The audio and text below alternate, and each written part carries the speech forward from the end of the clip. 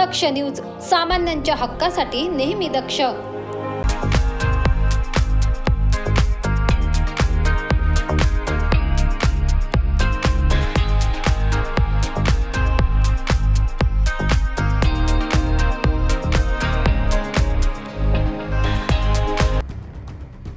नाशिक लोकसभा निवडणुकीला अनुसरून एक मोठी बातमी समोर आली आहे.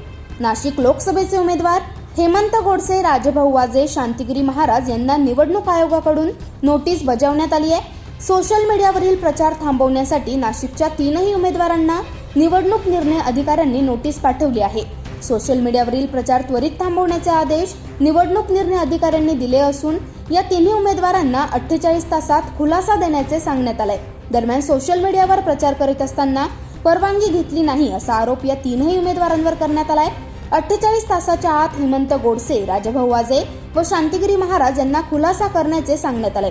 सोशल मीडियावर विनापरवाना प्रचार केल्याने त्यांना ही नोटीस बजावण्यात आली असून सोशल मीडियावरील प्रचार त्वरित थांबवण्याच्या सूचना देण्यात आल्या. ब्युरो रिपोर्ट, दक्ष न्यूज, नाशिक.